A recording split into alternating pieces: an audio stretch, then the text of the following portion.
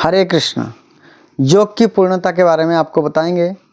यह एक तथ्य है कि योग की पूर्णता की और जीव की प्रकृति में योगियों या भक्तों के परिवार में जन्म एक बड़ा वरदान है, क्योंकि ऐसा जन्म एक विशेष प्रेरणा देता है। जो योगी पूर्ण नहीं कर पाते, भजन को पूरा नहीं कर पाते हैं, उसी के बारे में बताया गया है। प्रयत्न नाद जतमानसतु योगी शुद्धम किलमिषः अनेक जन्म संसिद्ध ततो जाति परम गतिम। अर्थात लेकिन जब योगी सभी कल्मशों से मुक्त होकर आगे की प्रगति के लिए ईमानदारी से प्रयास करता है तो अंततः कई जन्म के अभ्यास के बाद यह सर्वोच्च लक्ष्य प्राप्त करता है। ये 6वां अध्याय के 45वें श्लोक में भगवत गीता में भगवान बताए हैं, जब कोई अंततः सभी संदूषणों से मुक्त हो जाता है, अर्थात शुद्ध हो जाता है, वो तो योग प्रणाली की सर्वोच्च पूर्णता कृष्ण चेतना प्राप्त कर लेता है। कृष्ण चेतना में हो जाता है पूर्ण रूप से। कृष्ण में समाहित होना आदर्श अवस्था है, जैसा कि कृष्ण स्वयं पुष्टि करते हैं। बहुनाम जन्मनाम अन्ते ज्ञानवानम पप्रद्धते वासुदेव सर्वमिति स महात्मा सुदुर्लभ। सभी कारणों के कारण जानकर भगवान वासुदेव को अपना स्वामी बना लेते हैं।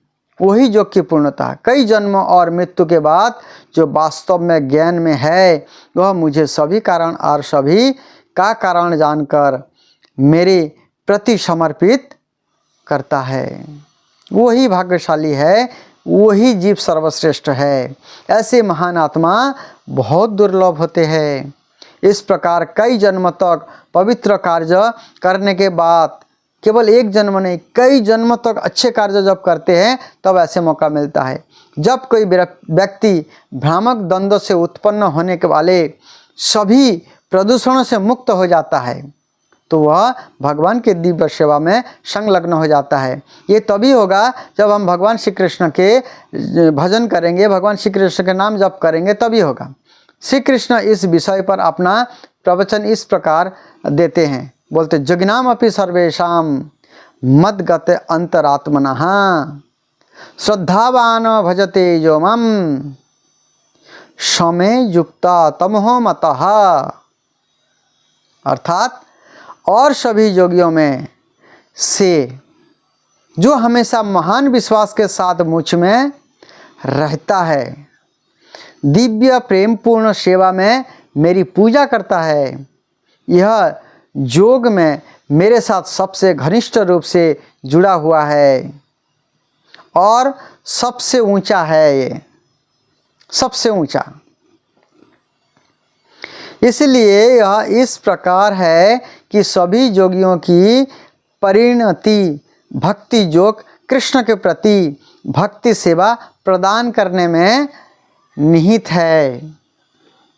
वास्तव में भगवत गीता में वर्णित सभी योग इसी नोट पर समाप्त होता है, क्योंकि कृष्ण सभी योग प्रणालियों का अंतिम गंतव्य है। क्योंकि कृष्ण मूल है, कृष्ण को पा लिया सब कुछ पा लिया। कर्म योग की शुरुआत से लेकर भक्ति योग के अंत तक आत्म साक्षात्कार का एक लंबा रास्ता है। सकाम परिणाम के बिना कर्म योग इस मार्ग की शुरुआत है।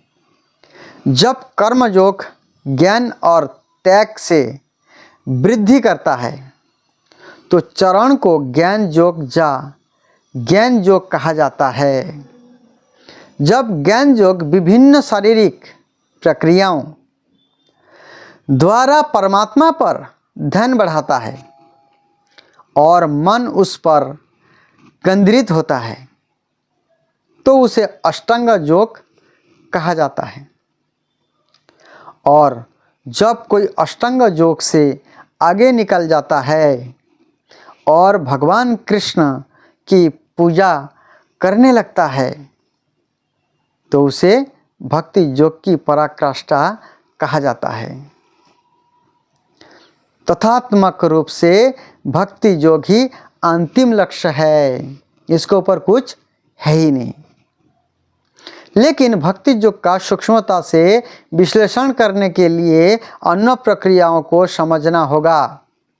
इसलिए जो योगी प्रगतिशील है वह शाश्वत सौभाग्य के सच्चे मार्ग पर है, ऐसे भगवान बता रहे।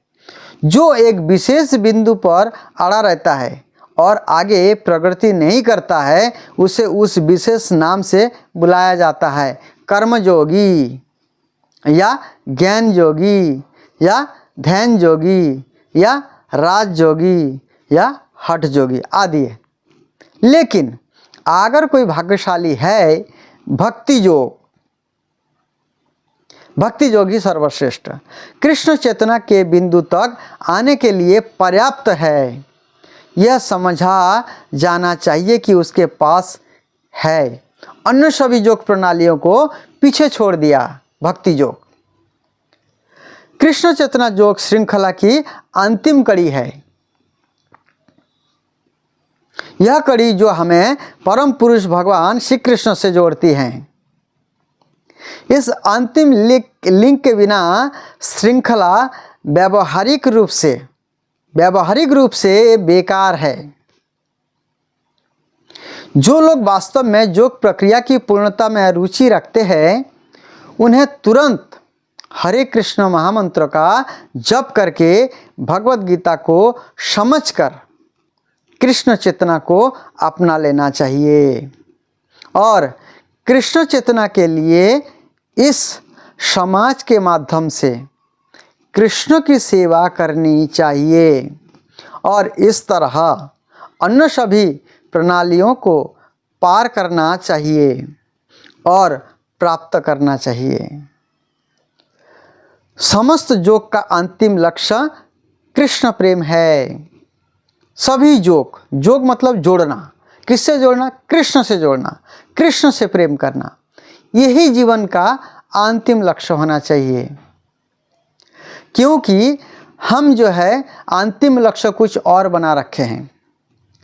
संसार की चीज़ें पाना चाहते हैं, यहाँ पर घर बना करके निवास करना चाहते हैं, इंद्र तृप्ति करना चाहते हैं, भोगना चाहते हैं और कुछ चाहते हैं। बड़ा बड़ा एक घर है, संतुष्ट नहीं है, दूसरा चाहिए, दूसरा है संतुष्ट नहीं है, तीसरा चाहिए और चाहिए, जितना है और चाहिए और चाहिए और चाहिए। क्योंकि हम संतुष्ट हो ही नहीं रहे कभी। हम चाहते हैं हम ये सब चीज़ों को जोड़ लेंगे जीवन में तो हम पूरी रूप से संतुष्ट हो जाएंगे। इसीलिए हम कृष्ण चेतना में ना जुड़ करके संसार की जो भौतिक चीज़ों से हम जुड़ना चाहते हैं, भौतिक सुख सुविधा से जुड़ना चाहते हैं, क्योंकि हम उस पर महत्व देते हैं, उसी को समझ रहे ये परमानेंट है। जबकि ये सारे चीज़ नश्वर है, क्षणिक है, इसको छोड़ के जाना ही पड़ेगा। जैसे ही शरीर छोड़ेगा, जैसे ही हम शरीर छोड़ेंगे, जैसे आप शरीर छोड़ेंगे, आपके सारा चीज़ आपका साथ छोड़ देगा।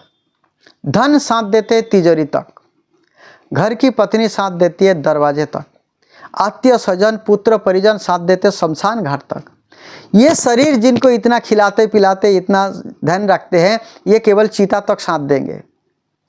धर्म कर्म तो अपना साथ जाता है। लेकिन लोग भौतिक इंद्र तृप्ति में, भौतिक इच्छाओं के प्रति इतने आसक्त हो गए हैं जो उनको अपना कोई ध्यान नहीं है, अचेत है। ये हमें कृष्ण चेतना में जाना है, कृष्ण के भजन में लगना है, कृष्ण की सेवा करना है, इस संसार से मुझे निकालना है, आध्यात्मिक जगत में मुझे पहुंचना है। क्योंकि हम आत्मा है, हमें कोई ध्यान नहीं है। हम केवल भौतिक चीज़ों पर ज़्यादा आसक्त हो जाने के कारण हम सब कुछ भूले हुए हैं। हम इसी को परमानेंट समझ रहे हैं। आप थोड़ा सोचिए, जे हमारे दादा, उनके बाप, उनके दादा, आज कोई है? सब कुछ छोड़ के चले गए। लेकिन कर्मों का जो फल है वो आप इकट्ठा करके ले जाते हैं, हमें भोगना पड़ता है। इसलिए इस कर्म फल से हमें अपने आप को बचाना पड़ेगा। जो बचाते अपने आप को वही बुद्धिमानी है, वही बुद्धिमान व्यक्ति है, वही धनी व्यक्ति है। वास्तव में इस संसार के धन, इस शहर के धन दूसरे देश में नहीं चलता है। अब देख ही रहे, दूसरे देश में जाते हैं तो दूसरे देश का पैसा लेना पड़ता है। लेकिन यदि हम असली धन क्या है हमारा, कृष्ण चेतना धन, कृष्ण की सेवा करना, क्योंकि हम इस संसार से निकल तभी सकते हैं जब हम कृष्ण के आश्रय में रहेंगे या कृष्ण की सेवा में रहेंगे। कृष्ण ही हमें निकाल सकते हैं इस संसार से, दूसरा कोई नहीं निकाल सकता है, किसी के पास ये शक्ति है ही नहीं। और कलियुग में स्वयं चैतन्य महाप्रभु आकर के हमें निकालने का रास्ता बताए हैं। केवल निकालने का एक ही रास्ता है, हरे कृष्ण महामंत्र का जप, हरे कृष्ण कृष्ण कृष्ण हरे हरे, हरे राम राम राम हरे हरे। अन्य कोई साधन भी नहीं है, क्योंकि कलियुग में दूसरा कोई साधन हम कर ही नहीं सकते हैं। इसलिए श्री चैतन्य महाप्रभु ने कृपा करके हमारे ऊपर अन्य कोई साधन या अन्य कोई बंधन में हमें बांधे नहीं, कोई नियम हमें दिए नहीं। बोले तुम कैसा भी हो, जैसा भी रह सकते हो, कैसा भी रहो, धन नहीं है कोई बात नहीं, समय नहीं है कोई बात नहीं, काम करते रहो, नाम जप करते रहो। इतना सहज सरल विधि दिए हैं, फिर भी हम करना नहीं चाहते, क्योंकि हम सोचते हैं कि हमारी मृत्यु नहीं होने वाली है। इस वजह से जो है हम अपने आप को इस अंधेरे में रखे हैं। लेकिन मरना तो पड़ेगा सबको, ये शरीर छोड़ना पड़ेगा। लेकिन ये संसार के जितने भी संबंधों को आपने जुड़े हैं, जितने भी चीज़ों से अपने आप को रिश्ता जुड़े हैं, ये सब चला जाएगा। भगवान कहते हैं मृत्यु सर्वहरश्च अहम उद्भावम च भविष्यताम कीर्ति शिवा कच नारीणाम स्मृतिर्मेधाधिति क्षमा। मैं मृत्यु के रूप में आऊँगा, ऐसे मेरे शरण में नहीं आओगे कोई बात नहीं, बोले मैं मृत्यु के रूप में आऊँगा। तुम्हारा श्री धन बल ऐश्वर्य जितने भी सारे भौतिक चीज़ें हैं जो इकट्ठा किया है पाप कर करके, ये सब चीज़ों से मैं तुमको अलग कर दूंगा। फिर से कर्म बस तुमको कभी, अभी मनुष्य शरीर दिया गया था, मनुष्य जैसा कर्म किया नहीं, फिर से पशु शरीर में, पेड़ पौधे के शरीर में, थोड़ा सा इंद्र तृप्ति के लिए, थोड़ा सा सुख के लिए महान जो है पनिशमेंट इंतजार कर रहा है। हम सोच रहे हैं यही परमानेंट है, लेकिन नहीं है। इसीलिए बुद्धिमान बने, कृष्ण भक्ति को अपनाएं, बोलने वाले कोई नहीं है। सब नरक ले जाने के लिए तैयार है, सब आपको हाथ पकड़ के खींचना चाहते हैं नरक की ओर। लेकिन कुछ गिने चुने साधु संत है, गिने चुने इसलिए क्योंकि सब अपने अपने रोटी सेक रहे हैं। कोई बोलते ये कर लो, कोई बोलते वो कर लो, कोई बोलते वो कर। सही चीज़ कौन दे रहा है आज के टाइम पे? लेकिन एक गौड़ीय वैष्णव है जो आपको सही रास्ता दिखा रहे हैं। कई संस्थाएं हम मिलते रहते हैं, बहुत अच्छे लोग उनको बहुत अच्छा मानते हैं, बहुत तपस्वी मानते हैं, लेकिन कोई भजन नहीं करते, एकादशी व्रत तक नहीं करते, जो मन में आता है वही करता है। ऊपर से दिखाते हैं हम बहुत तपस्वी है, कोई तपस्या नहीं कर रहे हैं। ऐसे लोगों के साथ जुड़ करके भी कोई फायदा होने वाला नहीं है। हाँ, थोड़ा बहुत इंटरटेनमेंट होगा, थोड़ा बहुत मन को तसल्ली होगा, हमने गुरु बना लिया जी, हमने बहुत अच्छा जगह पे जुड़ गया। लेकिन जब तक भजन नहीं करेंगे तब तक कुछ नहीं होने वाला। ये मैं नहीं कह रहा हूँ, शास्त्रों कह रहे हैं, शास्त्रों की वचन को मैं दोहरा रहा हूँ। मैं किसी के ईर्षा नहीं कर रहा हूँ, ना किसी से देश कर रहा हूँ, ना मेरा कोई इसमें लाभ है, मैं तो अपना कर ही रहा हूँ। अब अपना समय को वेस्ट ना करें, इसीलिए हम ये चीज़ बता रहे हैं। हमारा कर्तव्य भी बनता है आपको सही रास्ता बताएं, करना नहीं करना आपकी मर्जी। इसीलिए कृपा करके आप लोग कृष्ण भक्ति को अपनाइए। केवल ऐसे गुरु धारण कर लेने से कोई काम नहीं बनेगा, भजन भी करना पड़ेगा। बिना भजन में कुछ नहीं है, उद्धार नहीं हो सकती है। गुरु एक माध्यम है, गुरु आपने बना लिया, भगवान ने संबंधों को जोड़ दिया। वो भी यदि गुरु परंपरा में हो तो, ऐसे गुरु जो 2-4 नाम बताए उसके बाद कोई उसका संबंध नहीं है, किसी से भगवान के साथ संबंध नहीं है, तो ऐसे गुरु का भी कोई लाभ नहीं है। इसलिए गुरु का काम केवल संबंध जोड़ना है, लेकिन प्रयास तो आपको करना पड़ेगा। भजन से ही आप बाहर निकाल पाएंगे, भजन से ही अपना जीवन आगे बढ़ेगा, भजन से ही हम निकाल पाएंगे संसार से, और अन्य कोई साधन है ही नहीं। इसलिए चैतन्य महाप्रभु ने कृपा की हम सभी पर, 8 श्लोक दिए जो चेतो दर्पण मार्जन वाला। ऐसे श्लोक को हम समझें, उनकी जो निर्देश है चैतन्य महाप्रभु के, उस निर्देश को पालन करें और भजन करे, उनके चरण को पकड़ के रखे, कृष्ण से प्रेम करे, संसार से मन को धीरे धीरे हटाएं, केवल संसार में रह करके अपना कर्तव्य पूरा करें। आप अपना कर्तव्य करने के लिए एक रंगमंच है, अब अपना कर्तव्य को पूरा करिए, लेकिन जिस काम के लिए आप आए हैं केवल वही काम आप करिए। आपका काम है भगवान का नित्य सेवक बनना। जो आप भूल गए हैं वही चीज़ को दोबारा याद दिलाया जा रहा है, वही संबंध को फिर से स्थापित किया जा रहा है। आप कृष्ण के श्री चरणों में लगिए, कृष्ण को जो भूल गए हैं उसको फिर से अपना लीजिए और इस भौतिक संसार से, जेल से निकाल करके अपने घर चलिए।